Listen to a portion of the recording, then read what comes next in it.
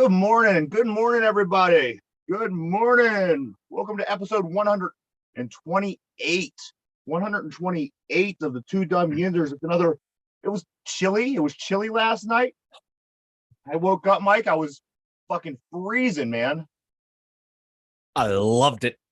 It was a nice change of pace here.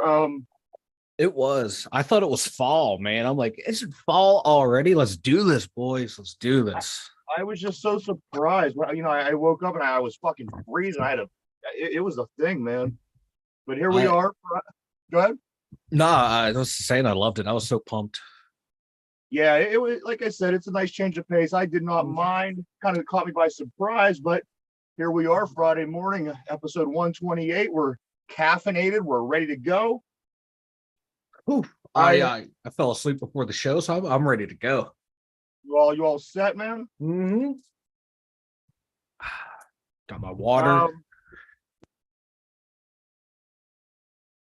So we have today, Mike. Today is Steeler Friday, and for those who don't know, tomorrow is the big first preseason game 1 of 20, possibly 4. So we're going to talk Steelers today. I'm going to kind of just go over a few things to get started, Mike, and then we'll go full speed ahead into the Steelers. All right. I apologize. I'm having button issues again. I don't have my buttons. I tell you what, man, season 3 needs to get here because I have so much maintenance to get done during this week off. But it will get done. I will have my buttons eventually. Pirates lose to the Diamondbacks 9-3. Yay! They fall to 45-67, 16 and a half back, still sit in 4th place by a half a game. They head out to San Francisco to play the 54-57 Giants tonight. 3-game series starts at 10:15. If you by chance want to check them out. No, I'm good. 34 hours. We're 34 hours roughly from game time. Can't wait. Couple of things, Mike. I want to go back real quick to a phone call we had yesterday. We got a phone call from George Michael's ghost, you recall? Yes. The one thing that really stuck in my mind about that interview, that fucker was calling us wankers. Yeah. I didn't even realize that. You did it. I noticed that right away. I was like, wow. I was out of my mind at the moment. I didn't really catch it. I caught it when I went back through. But maybe we are wankers. We are. You know, if a Brit calls you a wanker, you probably deserved it. Yes. If anybody knows a wanker, it's the Brits.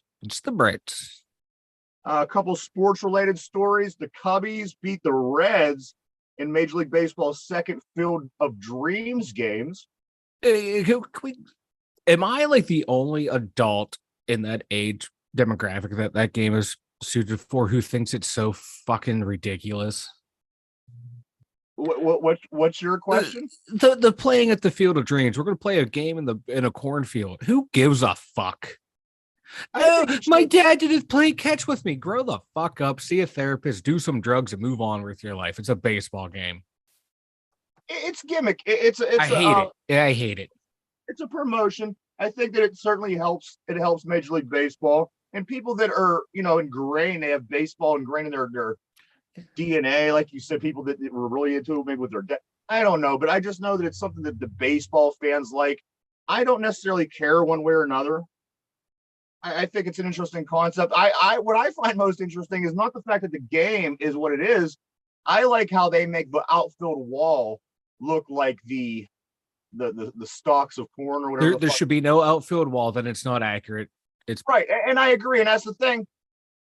But there are certain things about it that are kind of cool. I like the wall. I like how the wall matches in with the background. But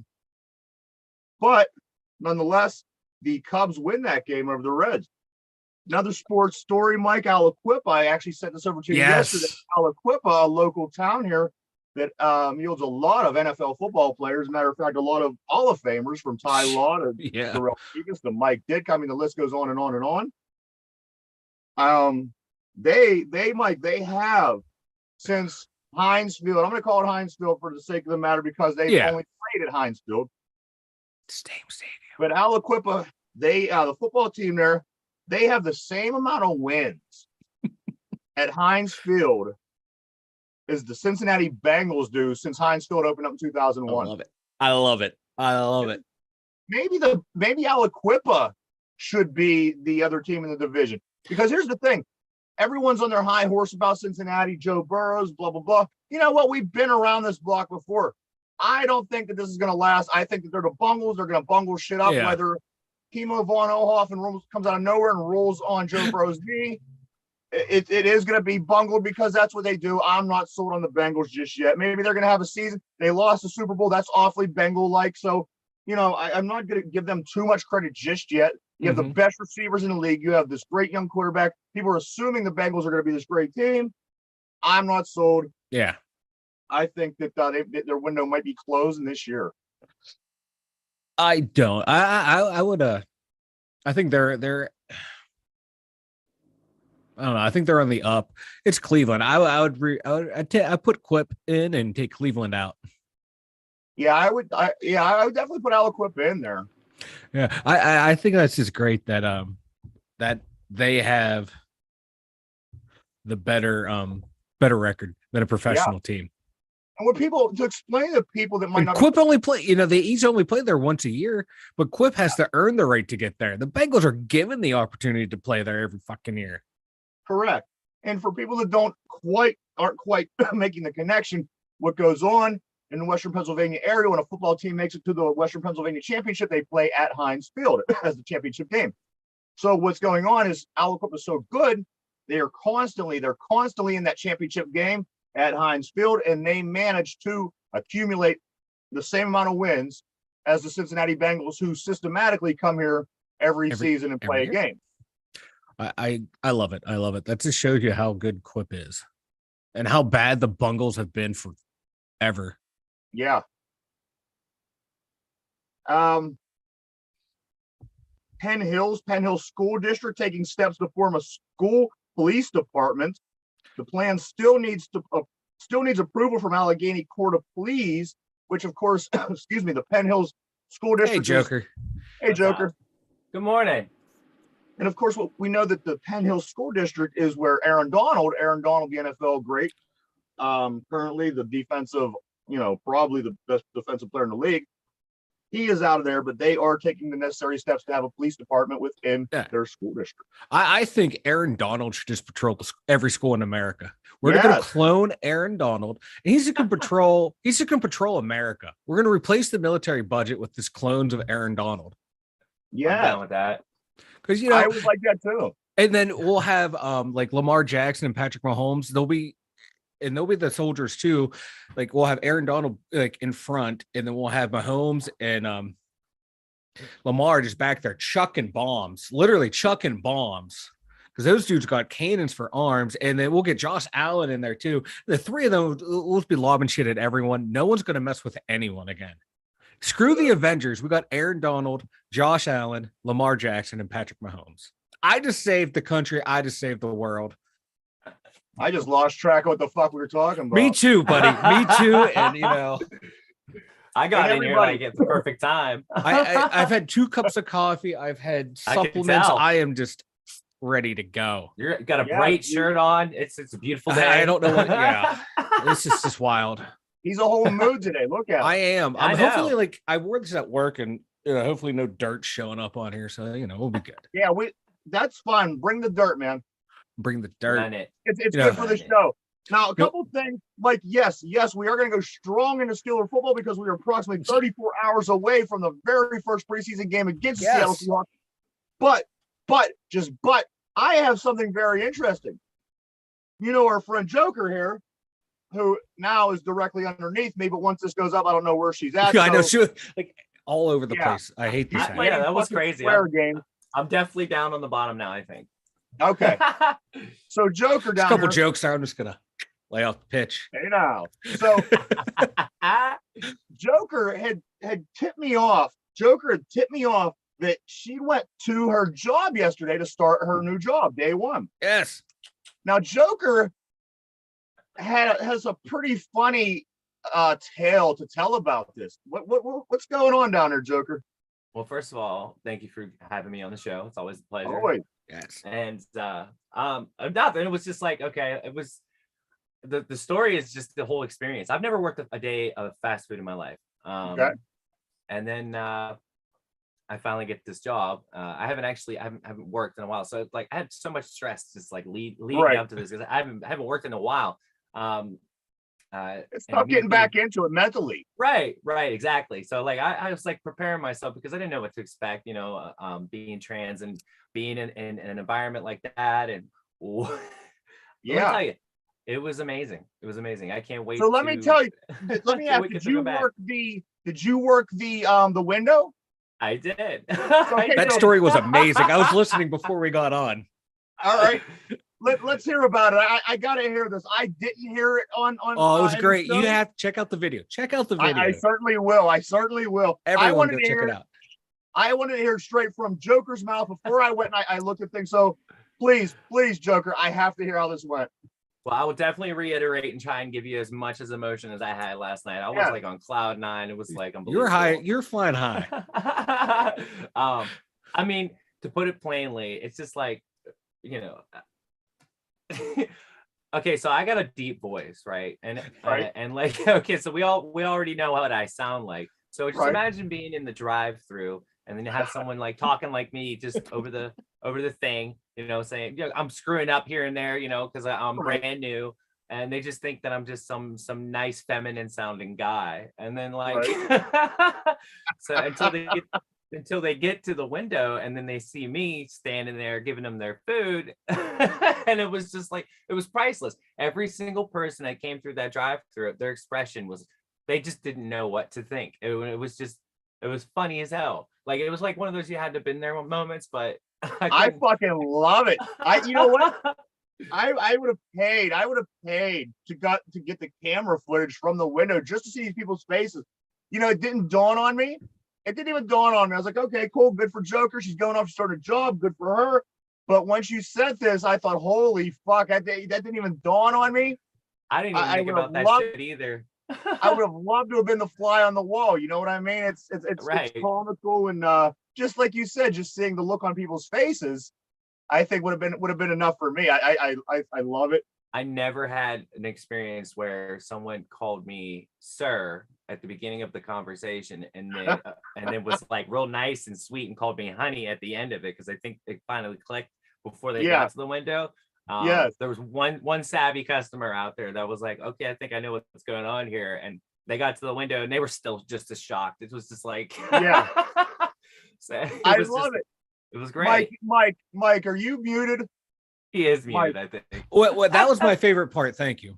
I was rooting around for something, forgot to unmute myself. But yeah, that was my favorite part. Is when I was really trying to weigh it out, Mike, whether to tell you or not. But you shouldn't have, buddy. It's the best. I just would have rolled with it. But no, that was my favorite part. That was my favorite part. It was only a 30-minute video. I kept it short and sweet last night. Check it out. I will. It's great. Yeah.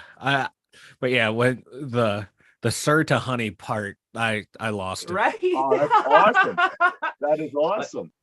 I tell you what, I like what these people are doing. The people in the Butler hip hop community, and I'm going to include Joker, obviously, because Joker's involved. But you gotta like what these people are doing for the Butler area. That's where just Butler in general. Trash pickup tomorrow. They have, Ryan, the rap scene booming up there. We have, this trans, situation here at McDonald's where people are, hey, sir, ma'am, you know what I mean? Honey, yeah. Honey, I love what you guys are doing to Butler. It's great. It's great. It's great. From sitting in the thrones that we sit in, we applaud that. Yeah, they will finally catch up with the world. Butler will at one point. And Western PA on the map. Western PA on the map. Yeah. Slowly dragging Western PA into the 21st century. Yes. But that is great, Joker. So get over there. You know where you can find Joker's content. Obviously, I have I'm subscribed, so everything comes directly to me, which is a huge advantage. So if you really, you really want to be entertained, you like Joker, subscribe, get over there, do the thing, hit the buttons, smash the buttons, however the fuck we're saying it, and follow Joker because it's certainly worth it. I try to keep it light and bright. Although I can be I don't know what's the word I'm looking for here. I don't want to say a pot stirrer, but like I can be controversial at times too. So, that's but good. Yes, someone's got to do it. You know what I mean? Every once in a while, you have to, just for shits and giggles. Well, listen, Mike and I at least it's me doing it and not some asshole. That's true. Oh, well, you just described me, so Mike and I were debating. We were debating, and Mike just didn't seem that you were controversial. And I said, I don't know, Mike. She might be controversial. I say we take the chance with her. I did not. You're just making shit up now. After the song that I just recorded this morning, gentlemen, I mean, you might think twice about that statement, but I mean, I'm just saying. I don't know. Obviously, tongue in cheek. We love your controversial ways, Joker. It's always a good humor, though. That was awesome. Yes, it I is. can't wait to check it all out. What? Anything else? Any other good stories from day one? Oh man. Well, I mean, for starters, like I didn't even expect. Okay, so where do I begin? I was trained by a 15-year-old kid. And I watched videos that were made in, I think, Great Britain or Australia. I couldn't really get with the accent. The corporate videos are the best. They're so great. bad they're great. They like one of the problems that the customer had was that they didn't have 3G, so they were introduced to the Wi-Fi by the employee. So like that kind of goes to show how old this is. So it was awesome, right? And yeah. And I sifted through a bunch of videos for like about an hour and a half, and then I went through this little training course on how to do these fries. And then they're like, "Here you go. You're at the drive-through window." I'm like, "These aren't fries." Yeah, it was like, "You told me this. This." I want to interview the guy or the gal. I want to interview the guy or the gal who made the executive decision to put Joker at the drive-through window. That's all I got to say. I want to talk to this person.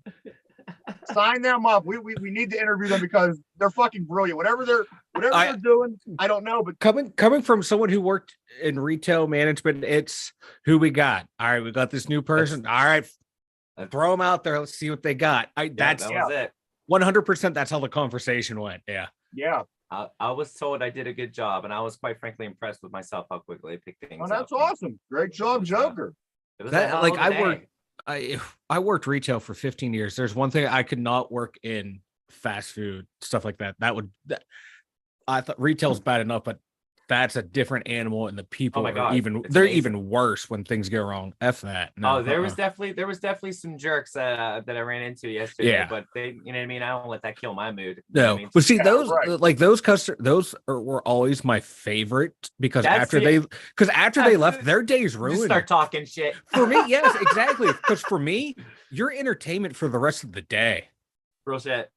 Yeah. Because like I'm not the only one who hears you on the headset whenever you pull up. Yeah, it's like a bunch of everybody hears. There's like 3 or 4 people with headsets on, and they can hear your ignorance. And it's just like you're the dumbass. You know? Yeah, those I did the fast food thing, and I tell you what, one thing that I do have to say about the fast food business, it's certainly, you've always heard the people argue you should get paid more. You should get paid more to work at fast food. And then you have, the people on the other side of the fence who's like, it's fast food. Why should they make more money? But having worked in a business myself, it's a lot more stressful than one would think who has never been in the fast food business. There's a lot of things going on. I worked a grill that I was working for the window and the front, and you're listening to your headphones, you're watching the screen. There's so much going on. People are running around behind you. You're trying to get your stuff made and get to the right place. It was crazy, insane.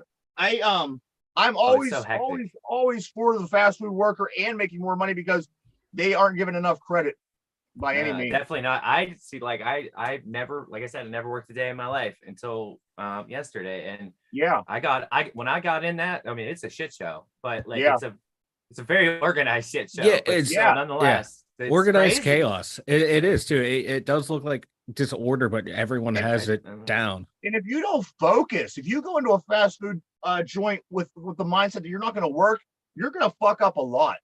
You know what I mean? Yeah. You got to kind of be on shit. Things are moving so fast, and you have to within your own mind coordinate. And like yourself, you're communicating and money, and you know what I mean. There's a lot to it, and it's kind of getting old that it's this bottom barrel job. It's really not. Yeah, There's that's a all lot more to bullshit. it. I've worked jobs I got paid twice as much that I didn't work nearly as hard, or I didn't have to think nearly as much. Fast food's tough. It can be tough, man. It's crazy. They say a monkey can do that job. That's a complete utter bullshit. No. One day I worked, and I can tell you, no, absolutely not. And it's insane. It's insane. The turnout rate is crazy, and I see why now. But like, I mean, you know, if you get a good group of people, like I'm lucky. I had a good group of people last night, and everything just went the way it should have been. And it's really crazy how those. And that's the beauty too, Joker. There's always an opportunity as well. Excuse me. If you wanted to stay involved in the company and move up the ladder and make more money and positions and things like that, because like you said, there is such a turnover in fast food. And like you said, Jimmy, who was 15 years old, was training you. So these people eventually aren't going to be there. If you get, you're dedicated and you decide, I'm going to give it my all. You can be rocking, the manager in no time, making pretty decent money. And I think if I'm not wrong, they have pretty decent benefits for their managers there. So you'll be running that joint. What's that? She'll be running that joint. Like, this is my dojo. I am so hungry for McDonald's now. It ain't even funny. Yeah, actually, I'm not gonna lie. Yeah, I'm going there today. Where's El Dude? God damn it. Yeah. Well, I just looked over in that empty spot next to you, and I thought that it's very bare without El Dude there. However, you do get to talk about McDonald's a lot from the El Dude situation. Maybe, just maybe, they should pay. You should put a yellow. Yeah, you got room right there. Behind you on the white on the wall there. And I think that McDonald's may need to start forking up some money. I'm gonna have to talk to somebody about that. There you go. Get some corporate sponsorship. I like. We're taking Fight Club International. Yes, I'm all about that. Like we did say, today is in fact Steelers season eve. Steelers season eve. I can't wait. And I do know that our friend Joker is a Steeler fan. And how do I know this? Because I observe Joker, and I'm on the show, and we talk. And when we talk Steelers, there's a certain excitement. There's a certain excitement that comes over Joker. So I love Steelers football. I love watching it because they're like one of the only few teams left that just still play right. You know what I mean? Yes. Yeah. So we're going to talk some Steelers today. I'm handing the show over to Mike right now. There you go, Mike. Where you at? Christ. Yeah, I'm ready. You're not reaching for the show. Reach for the show. Go the other way too. You're over there, dude. You're reaching the wrong way on my screen. How about this? You're on the top right. There we go. I took the reins of the show. Okay. So right. I'm stepping back. I will about fucking time. Now sit down and shut up and watch a professional. I will add my cheeky comments as we go. But Mike, that's my bit. The show is all yours. You are both Dum Yinzers. Oh, is that a fat joke? Now we're fat shaming. Okay, that's how it goes. All right. Preseason game number 1. Your Pittsburgh Steelers against the average Seattle Seahawks. Artie Burns is out, so we don't have the Artie Burns versus George Pickens. Oh, he's out. No, yeah. Quarterback rotation. Let's start there. We're starting with Mitch Trubisky, Mason Rudolph, and then Kenny Pickett. Gonna play in the second half. Starters are gonna play all the first quarter, so we get to see a first quarter action of Mitch Trubisky. How do we feel about Mitch getting the starting nod? Wait 1 minute. Did you say he's going to play one quarter or one half? He's going to play one quarter, and then Mason's going to come in, and then Kenny's going to come in the second half. That's something. Okay. So, any thoughts on Mitch getting the starting job right away? My only thought is how many times can you say Mitch's name fast before you start screwing it up? Mitch Trubisky. I gotta stop. I got a speech impediment. I tell you what, Mike. I like Mitch. I think that this was going to be this was the deal. I think we spoke early about this. I thought that Trubisky was going to be the number 1 person at this time. I think that they're not in any rush with Kenny Pickett because you have a starting quarterback in Mitch Trubisky who, like we had mentioned, had pretty decent success with the Chicago Bears, a team that doesn't have much success in the NFL generally.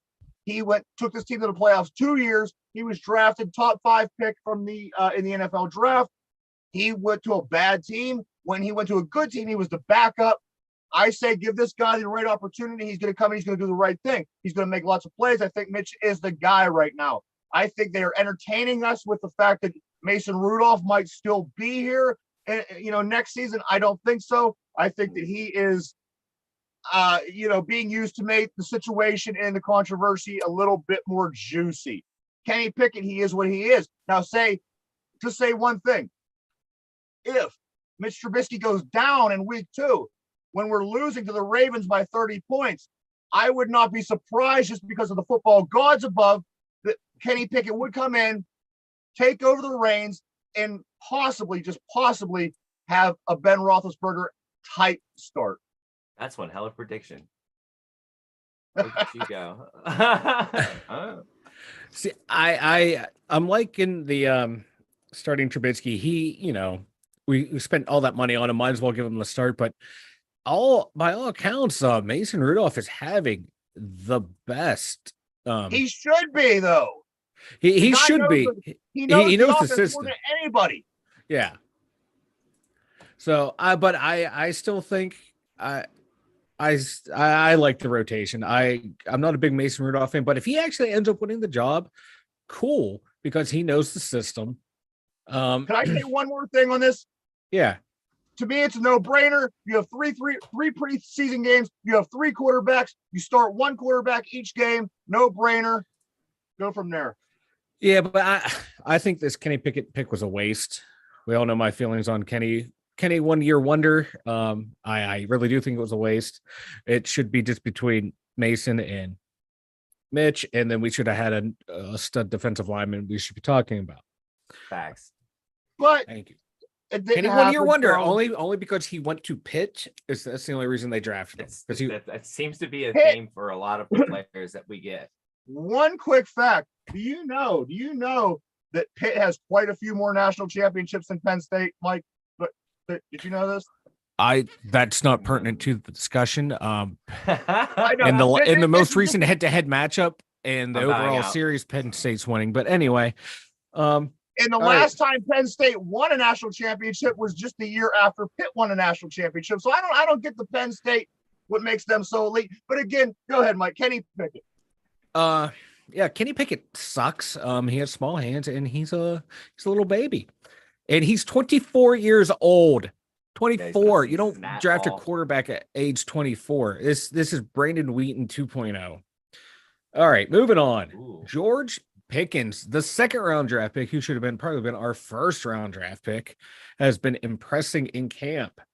Now, if he comes out and has a bad game, is everyone to change their tune on him? I wouldn't. I mean, just one game, and if it's a string of games, though, what are you gonna do? Yeah, you obviously got to make the hard choice. I can't possibly imagine in a million years that George Pickens is going to have a bad game. This is preseason. He's going to see a lot of action, even into the second half, I believe, because again, he is a rookie. He needs to play. They need to see him. And once he gets into playing 2nd and 3rd team guys in the second half, I think it's curtains. But I think that it's 100% impossible for George Pickens to have a bad game. I hope he doesn't, because the little footage I've seen from him in practice, he's been killing it. But those are practice reps. It's a completely different thing. And now that the Steelers don't do scrimmages with other teams anymore, it's kind of hard to get a gauge on how good they actually are. But I think he's going to tear it up. That whole receiving core, they have potential to be one of the better in the league.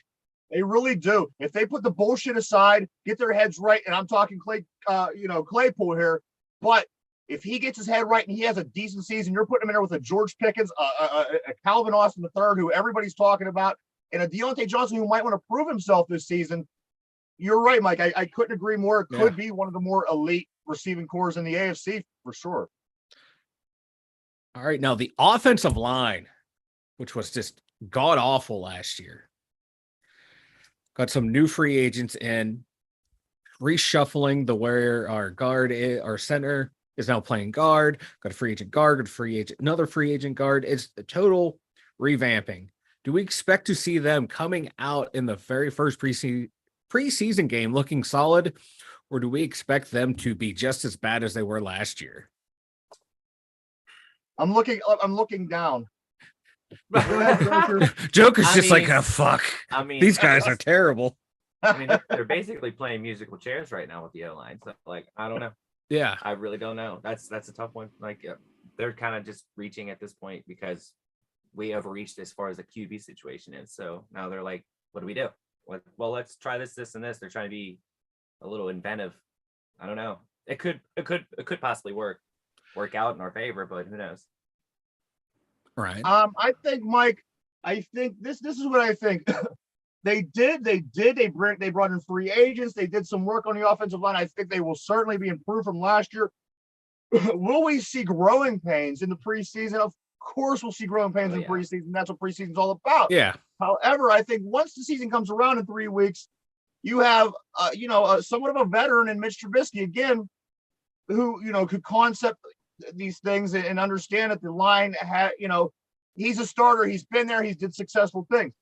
Najee Harris, this running back can make a line look good. Look what he did last year. The yards that Najee Harris put up made that offensive line, that porous offensive line, look pretty damn decent. I think that the offensive line is ultimately going to be okay. Or there are going to be points in the season I think we're going to have those growing pains. I do.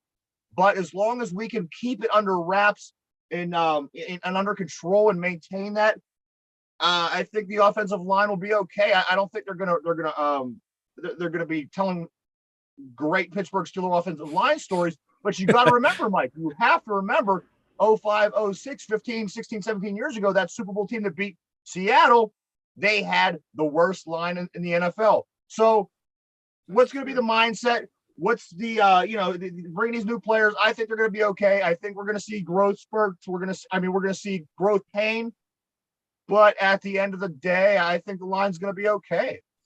If for what I like in camp, our left tackle, Dan Moore Jr. was a 5th round pick last year.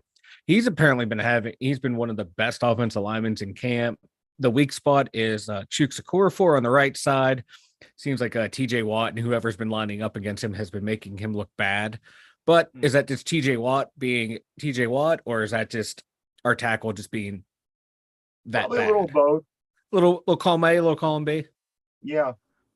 Yeah, I'm just surprised TJ Watt's not hurt yet. So hey, we got that going. Yeah, for us. real. Jeez. Speaking of, let's go to the defense real quick. When all else fails, go to the defense. Right? Because they can do no wrong in this town. Just ask the fans. Ben throws 8 touchdowns. They lose by 1. Fucking offense sucks. Not the defense sucks. All right. How many fourth quarter comebacks did we have last year? Because this defense sucked. So where do you want to start on the defensive side, Mike? Is this defense actually good, or is it just Cam Hayward, TJ Watt, and Minkah Fitzpatrick and a bunch of guys? I mean, there's a lot of locker room veterans in there, leading that pack. Like, I don't know. That's like, look, you can win a game with just straight confidence, believe it or not, sometimes. Yeah. That's the way they play these days. So, I mean, I don't know. But it's a lot of veteran leadership that hasn't won anything. I guess you're right. Well, I mean, that has been a problem. They haven't won a playoff game in how many years? No one on that defense has won a Super Bowl, been in the Super Bowl. Ben was the last holdover from the Super Bowl years. So yeah. So what do you do with that one, huh? Yeah, Mr. Cam Hayward fucking just runs his mouth all the time. But no, I'm just worried about that defense. They're being pumped up to be one of the best in the league. I just don't see it. I think it's 3 players and a bunch of guys. All right. Here we go. I knew this would get Ryan fired. I hate to interrupt your bashing party. However, it's not bashing. Spitting facts is not bashing. I'm surprised I'm not looking, and your name should be saying Big Hater instead of Big Sexy. That's the only thing I'm wondering. Now, here's what's going on. Yes, this defense they're big blown up to be this amazing defense, or they're being expected to come in and dominate. However, domination in the NFL on whether it's the offensive side of the ball, the defensive side of the ball, whatever it is, again, comes back to mindset with the offensive line. Whichever mindset that the defensive coordinator and the coaches and the leaders on this team are able to bring to the Steelers defense, I think is going to be the way that the Steelers perform defensively. Now, you're right. Watt, Hayward, Minka Fitzpatrick, 3 very good players. But on the other hand, you bring in a Miles Jack, who was a very, very good defensive player down in Jacksonville. Levi Wallace from Buffalo. You have some bright spots beside those 3 guys. Again, I think it all comes down to mindset. Look what the Baltimore Ravens did when they had, they didn't really have these. That's exactly the point that I was going to bring up. But you beat me. They didn't have these quarterbacks. I don't even remember who their first quarterback, Trent Dilfer, in their first Super Bowl. And the second one was Flacco, of course. But it's all in the mind of the players. And what that team was able to do in Baltimore was they were able to dominate with an under, below average quarterback in the offense. For the first one was definitely under average, below average. I'm sorry. I think it comes down to mindset. I think it always comes down to mindset. And again, maybe that's just how we won the Super Bowl in 05-06 with mindset, because the worst offensive line in the league, it just doesn't add up when you talk Super Bowls. So I think it's mindset. I don't know if there is other players on this defense that are pretty decent. I mean, they're pretty good players. I think that the situation at the other inside linebacker between Spillane and Bush is going to be interesting.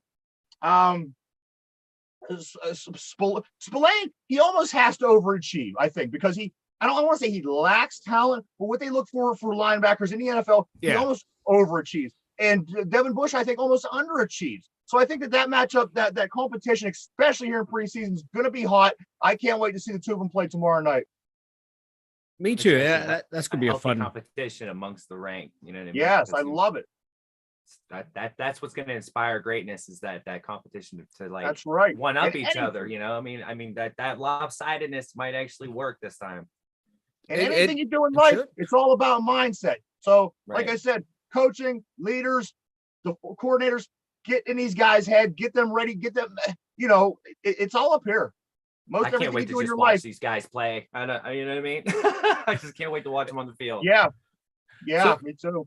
So real quick, Cam the Sham, he's played in 7 playoff games. He started 6. Guess how many tackles he has in 6 games? Or 7? Guess how many tackles he has in 7 playoff games? I'll say 8. Close. 13 total tackles. Wow. Okay. That's still not one sack. One sack back in 2015. This guy is not a playoff performer. This guy's not a big game performer. This guy is a big game after the game loss talker of we need to do better. We need to do better. This man is not a leader. You want a leader. You look at Ben. That's the guy that they're going to try and like he's got the shoe out. These young guys that are moving in, they'll be looking to take his spot. You know what I'm saying? This guy, he's done nothing in the league, and everyone acts like he's the greatest. He acts like he's the greatest. 13 tackles in 7 games. 2 tackles a game. Get out of here. That's the point there. They're overblowing this guy's head. They're inflating his head. I didn't put him in an elite group. You know this. We've talked since he's been in the league. I've never put this guy in an elite group, and I was very surprised when the talking heads put him in the elite group. Yeah. I think that he does it himself, which, okay, if you're going to do that to pump yourself up, but he's making other people believe also with him, you're right. He needs to perform. He needs to step up, especially in the playoffs. I don't have a problem with him. He's probably as good as anybody else, with the exception of a few players in the league on the defensive line. I like having him there. He takes up some space. He's not bad, but you're right. He gives himself a little too much credit. And I think that he has to have a pretty big season this year to keep up with that. And TJ Watt, he has 8 tackles and 3 starts and only 1 sack. Yeah. So that's my, them for right there. I'm not a big fan of those 2. I'm a fan of them, but TJ Watt, he's a regular season dude's beast. He's amazing. Cam Hayward, big games, he tends to disappear. I think it's just, it's just a Pittsburgh thing that we fall in love with these players. And then obviously he does so much he's a great guy off the field. You know what I mean? And I think that just kind of drives how we treat them as players instead of it shouldn't be that way, but we overlook stupid shit like that. So I don't know. It's interesting.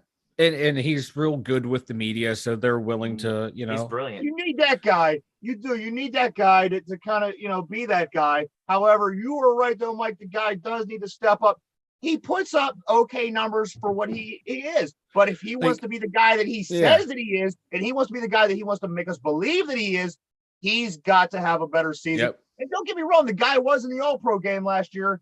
I don't have his numbers in front of me like you probably do, but he had good regular season numbers. He has to have a better season this year in order to, like I said, keep up with his own ego. Yeah, he had 10 sacks last year coming from a 3-4 DN. That's impressive. I'll give him that. Absolutely. But I don't know. Go back and watch the game against the Bengals and the Lions. He was never to be found. All right, sticking with the defense. My favorite position, cornerback. No Joe Hayden this year. Wait a minute. I thought you said your favorite position was doggy style. What's up with this? I'm talking about on the field. Duh. Yeah, me too. That's my favorite position in the locker room. Pause. Okay. But So wait, what are we talking about? Cornerback? Cornerback.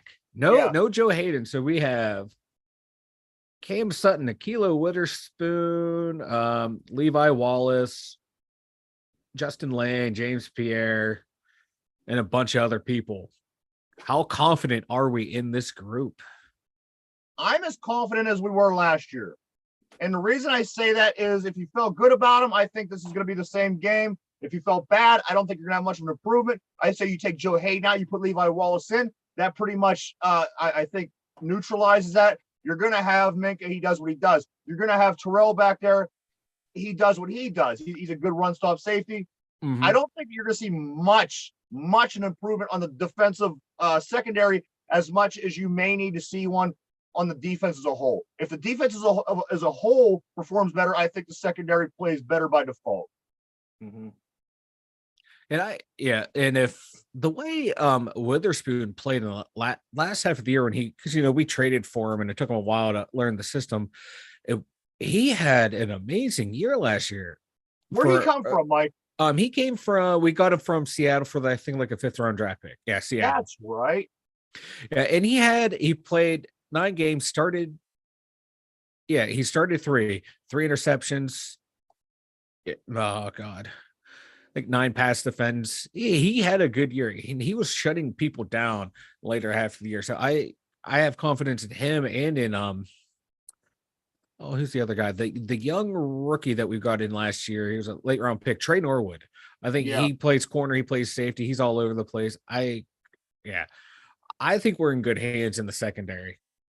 You're the one that spreads the good wealth and the good news about Witherspoon.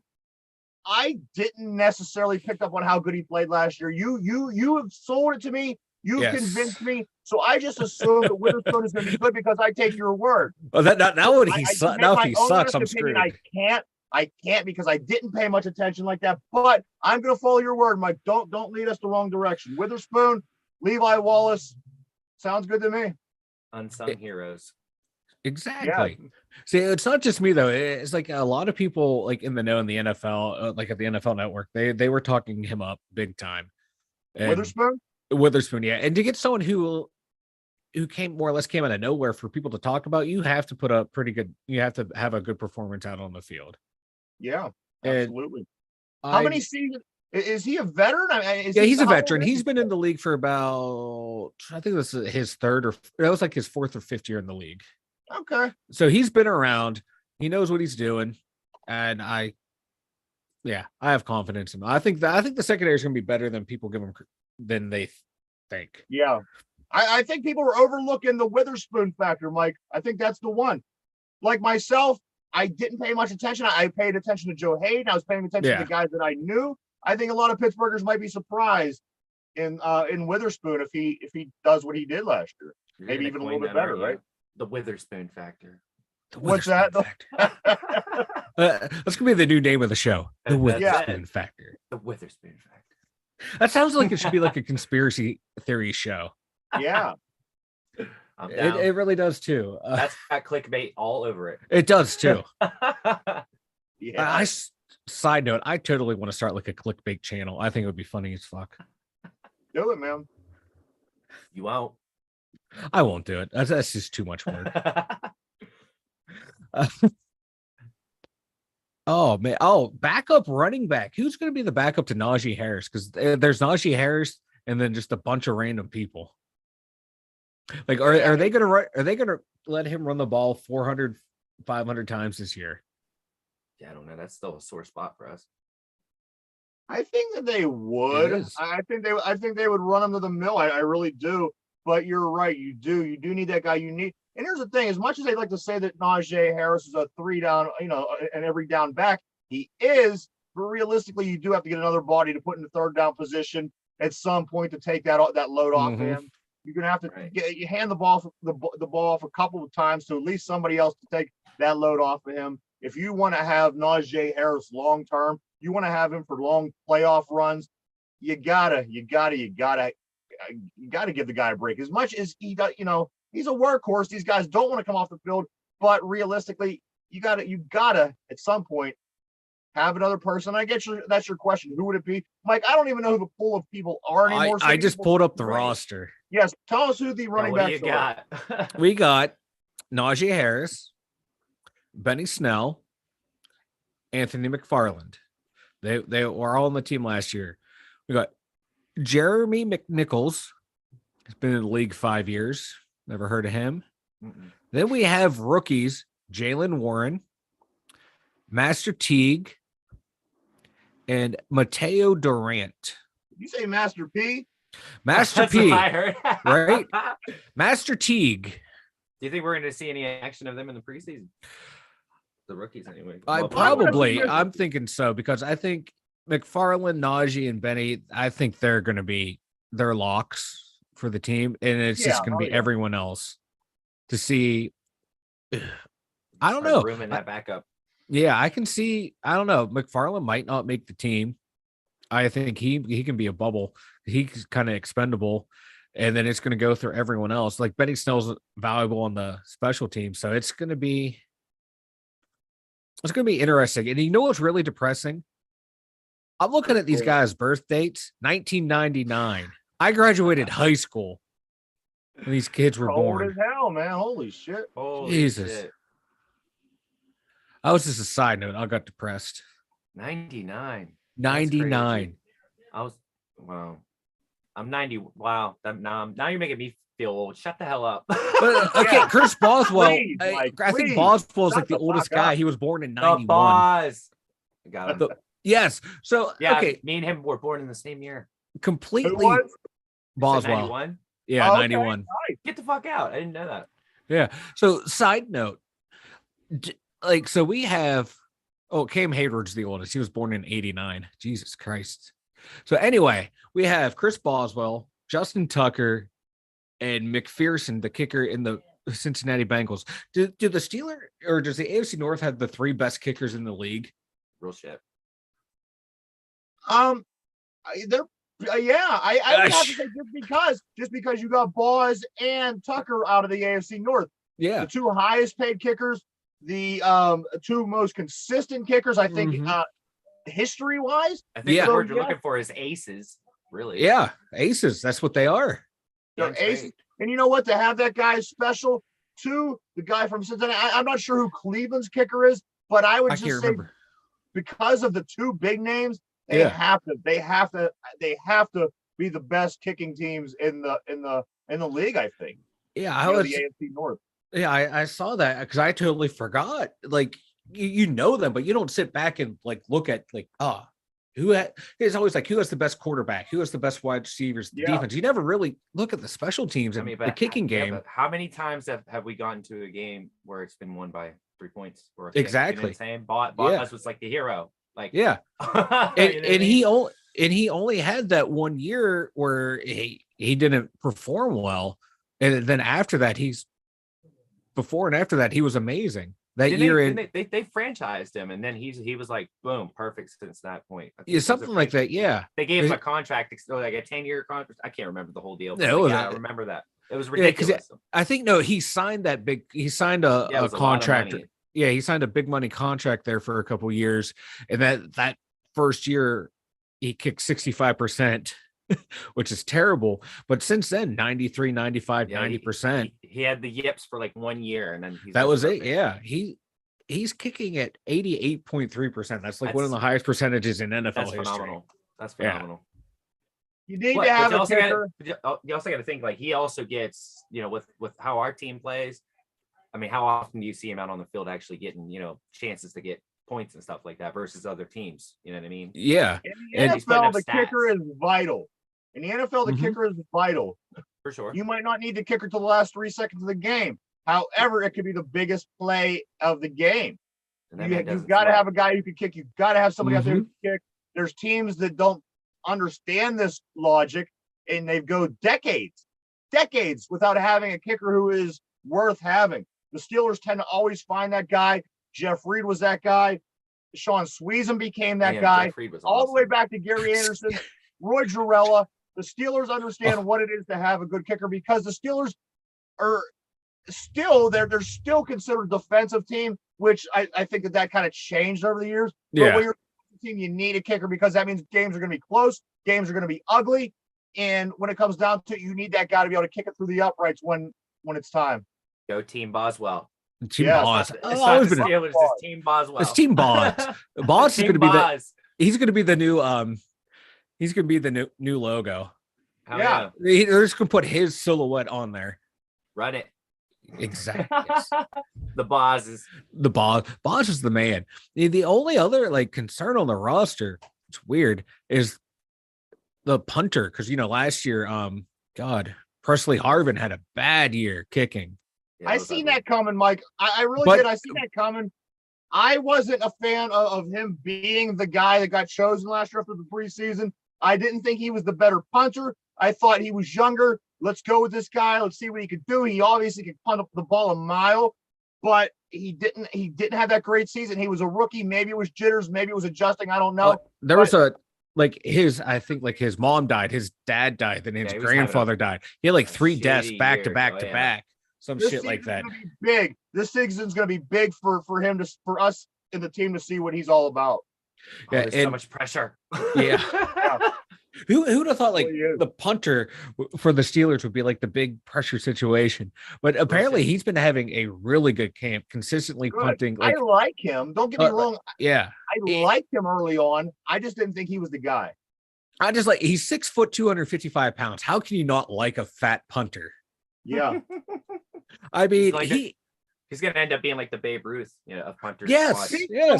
Speaking of which, please, guys, let me jump ship for 1 second. Did you guys see what's his name? Vogelbach, a guy who was here for the Pirates who traded to the Mets. The big fat guy. He is a superstar up there. They changed their music for National Women's Day or something, and he chose to go with Milkshake. Milkshake, but Milkshake brings all the boys to the yard. So it's a big thing up there in the New York media. When he walks to the plate, as big as he is, Milkshake plays. They're loving it. They love him. That's fucking awesome.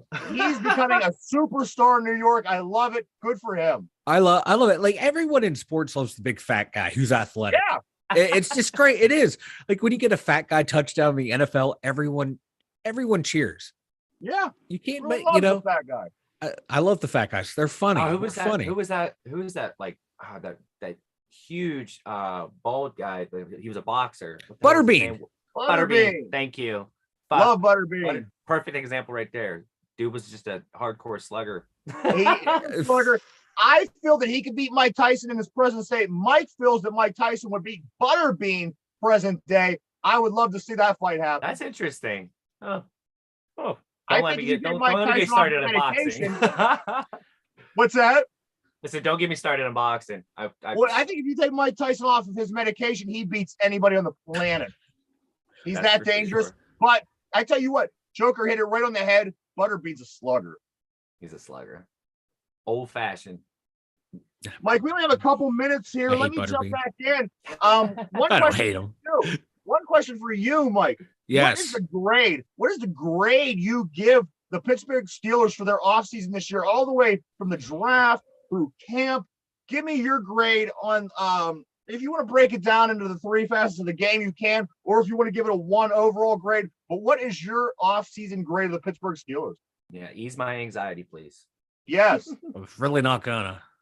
Okay. Give it a C. Yeah, not with this one, believe No, me. give it a C. They C. a C. Is it a high C? Like, at least orange flavor? Yes, it's a high C. I just they improved the offensive line, but they didn't improve it as much as they could. So to make up your C, where's the offense? Let's give the offense their own grade.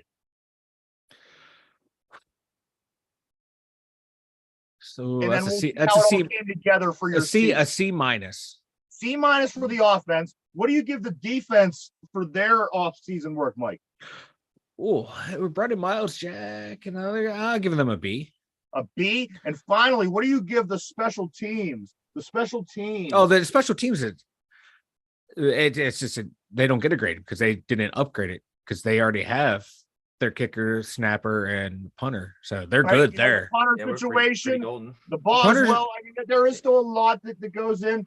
I think it's the special teams is solid. They don't get a grade. They don't need a grade because they made no moves for it. So yeah. Are we gonna do preseason record predictions? Yeah. 1 and 2. I want to see what. Okay. 1 and 2 in the preseason. You're saying 1 and 2. And what are you saying? Give us a far outside prediction for the season. 9 and 8. 9 and 8. 1 and 2 in the preseason. I can see it going 8 and 9. Those 2 records right there. So 9 and 8. Basically through all 20 games, going about 500 this year. Yeah. Mm-hmm. Okay. I think they're going to do a little better than that. I don't know how much more. Again, it's mindset. Let's see what Steelers team comes out to play this year at Acrisure Stadium. Mike, why don't you go ahead and tell everybody about the No, hold on. Yeah. Predictions for the game. It's always a relevant, especially game 1 of the preseason. It doesn't matter. You're really just checking out the people. Pittsburgh 19, Seattle 13. Joker? I mean, I think it'll be a low-scoring game. I'm gonna say by like 1.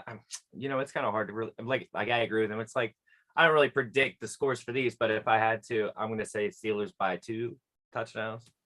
By 2 touchdowns. Yeah, because they're gonna get litty. All right, I'm going Pittsburgh 10, Seattle 21. Okay. We always seem to have like a rough. I don't know. It could just be me. We always have that one game where it's a rough game. I think it's going to be this one, but it's going to be like in the third. Like they're supposed to. It's going to be like late the third, fourth quarter type situations where it's going to happen. And the football gods play these funny games. We beat the Seahawks 21-10 in Super Bowl 40. Let's say this prediction is correct. Yep. The Steelers win. The Steelers lose 21-10. Football gods, funny, haha. Mike, go ahead and tell us the website. Dumyinzers.com. Dumyinzers.com. Head over there. We have links to everything where we're at. You can find it all on there. Mike, and also J0K3R. You go on there and it pops up on her screen. She proved it. There's video. Did it work? Pop it up. It worked. Everything pops up for all of her social, and then her whole website is there too for her. Let's play one quick question. I have one. It's a Steeler question, and it's Steeler Day, so it wouldn't feel right if I didn't ask you this trivia. Joker, feel free to play along. This is going to be one Steeler trivia question. You guys ready? Yes. All right. Lose, but it's okay. Go ahead. How many head coaches have coached the Steelers while the St. Vincent College was their camp location? How many Pittsburgh Steelers coaches coached the Steelers while they've been doing camp at St. Vincent? We'll go with Joker first. I don't know the answer to that. I can't even take a stab. Take a guess. How many coaches? I don't know. I'd have to say like 3. Think about it real quick. You got to think. She said 3. Talking about the Steelers. 3. She said 3, and I'm going with 3 as well. I'm not. 3. That's what you got. That's your final pick? Yeah. Yeah. Joker, you don't want to change it because you don't want to be tied with Mike, or is 3 okay? I'm fine with 3. Okay. The final answer is, in fact, 4. There's been 4. I was off of 1. Damn it. Bill Austin, 1967 to 1968. People forget that coach who was there for 1 season before Chuck Noll steps in. Of course, Bill Austin, Chuck Noll, Bill Cowher. Oh, yeah. and Mike But everyone Tomlin. knows Bill fucking Austin. Well, yeah. That's what makes the question hard. Mike, do you have anything before we go? We're changing the name of the show to Bill F. Austin. Bill F. and Austin. I like it. The Witherspoon. What do we call it? The Austin The Witherspoon. Witherspoon Chronicles presented by Bill F. The fucking Witherspoon Austin. Effect or something. Yeah, No, it was the Witherspoon Effect. Yeah, the Witherspoon Effect, hosted by Bill fucking Austin. That's the new name of the episode. Well, listen, guys, everybody, tomorrow night, about 33 hours away, we are away from the first Steelers preseason game of the year against the Seahawks. We will talk more about it on Monday as a review. Oh, Jesus. End of next week. Again, we'll probably finish up the week getting ready for the next game. Yes. Just kind of preparing, getting ready for the season. So everybody enjoy the game tomorrow.